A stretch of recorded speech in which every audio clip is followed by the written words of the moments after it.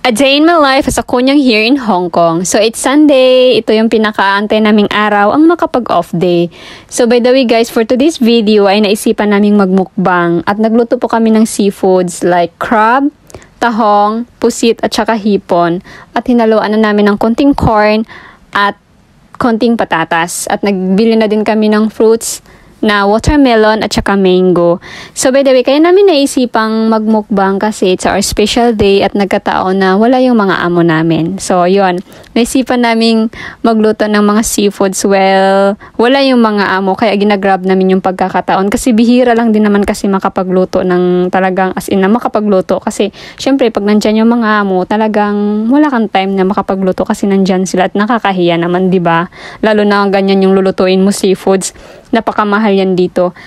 At bukod dyan, sa 2 years ko din na pagtatrabaho dito, ngayon lang din ako ulit nakakain ng ganyang seafoods. Kasi nga, syempre, medyo mahal yan dito at hindi naman mahilig yung mga amo ko na magluto ng mga seafoods. Kaya yun, cravings namin, kaya ginawa na namin. At samahan nyo po kami sa aming mukbang. Char! Kala nyo naman makakain kayo. Joke lang. So, by the way, nasa park po kami ngayon. Talagang pinili namin ang lugar na ito kasi kaunting tao at hindi masyadong crowded. At saka pwede siya na dito magpitik-piknik. Bukod sa maganda yung view, fresh yung hangin at maganda yung tanawin at napaka-greeny talaga yung paligid at hindi masyadong mainit kasi may mga puno.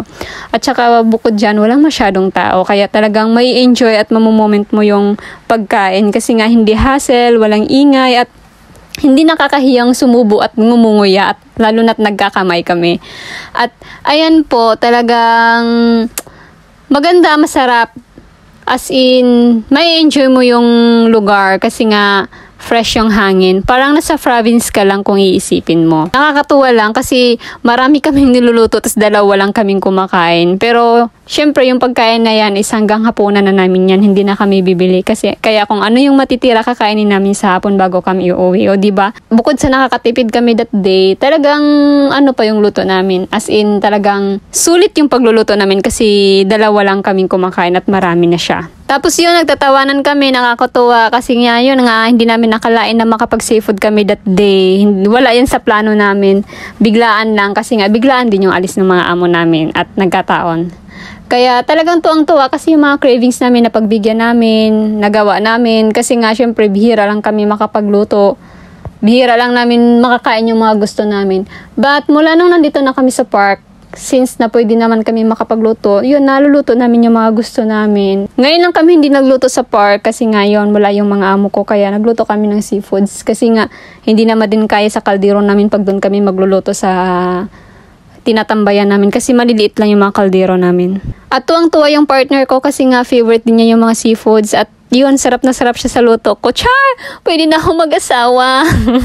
Joke lang. Talaga sinadya kong sinarapan kasi syempre kahit anong luto ng seafoods, talagang masarap siya. Masarap talaga ang seafoods. Diba guys? So, salamat sa panonood. Thank you!